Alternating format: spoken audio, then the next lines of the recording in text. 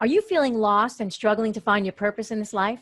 Some people know exactly what they came here to do and they do it. And then some people struggle and get lost trying to figure out the purpose of why they're here. There's a great quote by Mark Twain. The two most important days in life are the day you are born and the day you discover the reason why.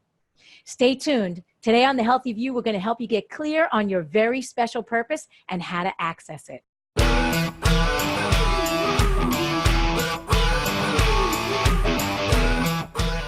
Hello, everyone. I'm Andrea Beeman, and I'm here with my awesome co-hosts, Michelle Fenninghaus and Lisa Lutan.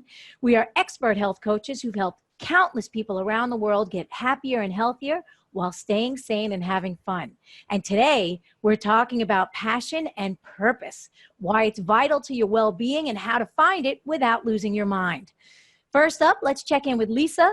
What great wisdom do you have to share about purpose and passion? Wow, so this is an area I work a lot with my clients, especially those that are empty nesters who are looking for something in this next phase of life, and they're really trying to find their true purpose and passion for this next phase. And you might not even know this, you guys might not even know this, but I'm a certified Designing Your Life coach. So this is something that I really think about and talk about with people. And there's a big myth out there that there's only this one true passion and you have to find it out there. But the truth is only 20% of people have that one passion, and all the rest of us, 80%, have lots of passions. There's a lot of different directions that we can go. I mean, I used to be in tech. Now I'm like a health and life coach. I could have done a lot of different things that I'd feel passionate about, but there's so much pressure when we try to find that one and only. So what I would say to you if you're searching for your passion is, what do you like to talk about 24/7? You know, because when you're doing something like this, you're going to be talking about it day and night. And there's that thing, like I could talk about health and wellness like all day, all night, and never get tired of it. And that's how I knew this was a really good direction for me to go in. Another thing is, don't go looking out there, go look right here. It's something that you've probably thought of a million times. It's something probably within you. And just dip your toe in the water and try it. It's okay not to like it. You can try something, say yes, and feel free to say no. And I think that's how you're going to find it. How about you, Michelle?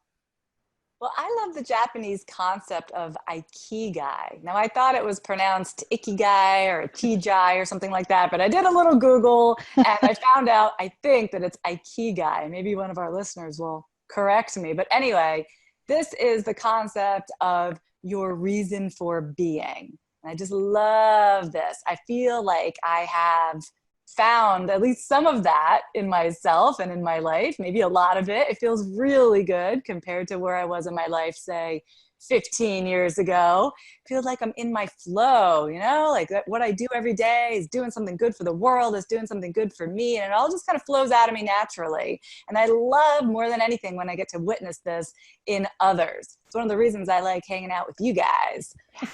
But I was thinking about a few years ago when I lived in New Jersey. And I always took classes at the gym with this one woman. Her name is Bonnie. Bonnie was quite a few years older than all of us in the class, or most of us in the class, but she looked better than anybody ever looked. Like, she was amazing. And you could just see that she was in her flow when she was teaching. Like, she was so in it. She was enjoying it. We were enjoying it. She was so good at it and so effective. I was like, I don't know, Bonnie was put on this earth to help me get strong. You know, she taught me how to push myself beyond those little weenie 2-pound weights. So that's one example. And then a few weeks ago, I have another great example. So we got to go down to New York City and see my husband's cousin make his directorial debut at the Tribeca Film Festival, which is very exciting. But the best part was knowing that Billy, his name's Billy, you know, he's an actor who's really had his ups and downs trying to live the acting life in New York his entire career. But now he's put together this film, right? And it's taken all the work that he's done, and it's taken a lot of aspects of his personal life, his love of history, his love of family. And it's like it all came together, and I was seeing him live on the stage next to Michael Douglas and Robert De Niro, and this great film. And it's like, this is it. This is what he was meant to do. And when we're like in that, it's magnetic. And the film's getting picked up by Netflix too. So I don't think I'm the only one who thought so. Cool. I think others are drawn to us when we're living our ikigai. So a lot of my clients are not, right? They come to me and they're suffering and they're feeling stressed out. And a lot of it, I think, is because they don't know their reason for being. Maybe they want to lose weight, but like, who cares? Who cares if you lose weight? What's the reason behind it? What do you want to do in this life? So I'm thinking about this one client I had, and she was really stuck, really emotionally stuck, unable to lose the weight, unable to implement even the simplest of new healthy habits. And one thing I learned while I was talking to her is that, well, she'd been a teacher for years, like second grade for many, many years, but secretly, deep down inside, she always like wanted to write books, like Harry Potter style novels. That was like this dream or desire of hers. And she'd never even spoken that out loud before. But that's the kind of thing that lights you up from the inside out. And the first thing people do is they go, well, I don't know how I'd ever do that. Because first of all, I don't know anything about publishing and I've never even written a book and I don't even have time to sit down and write out a check, not to mention write out a whole chapter for a novel. And that's what you have to set aside, the outcome. Have to set aside knowing every step on the path, because you won't. Even if you think you do, you're going to be wrong. You just have to get really, really clear on what lights you up and then do everything and anything you can to throw energy against it, because it will come back to you tenfold. Promise.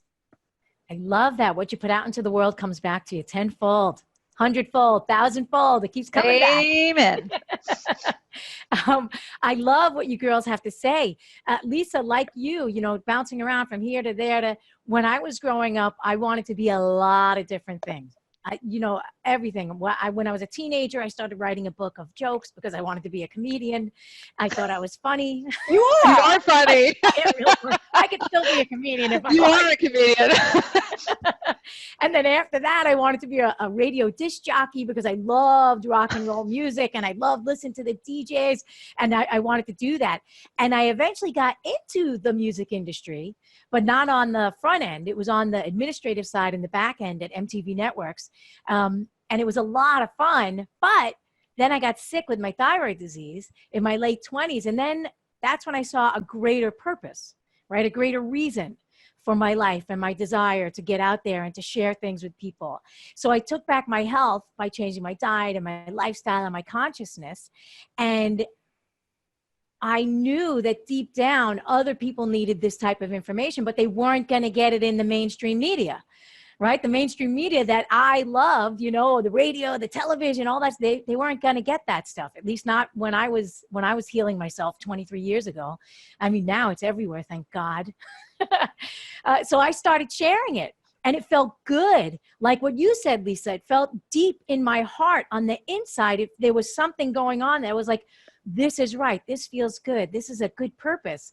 And my path kept opening up and new opportunities kept coming and coming and coming. And it was easy for me to digest the information that I was learning and then share it with the people that I was sharing it with. So it was almost like that was my purpose. Take this information, this old ancient information, and bring it to the masses in an easy to digest way. And it felt good all the way down into my heart, my inner guidance. So I know that people, when they're searching for their purpose, it can feel overwhelming. Like, what's my purpose? Why am I supposed to be here? So I suggest that they always find things that come easily and naturally to them, right? So they tap into that inner guidance and then listen to it, hear what it says. So like, for example, people always know when they're in a job just for the money because it doesn't speak to their heart. They feel like the energy is drained out of them. Their life is sucking away. They feel dead on the inside. They're uninspired, right? So Michelle was talking about before, getting lit up. The people that are in a job that they are not purposeful or they're not feeling it in their heart, they're not lighting up. They're like, give me my paycheck. I got to go live for the weekend, right? Before I have to go back. So that's usually a sign that they haven't found their purpose or their reason or their calling.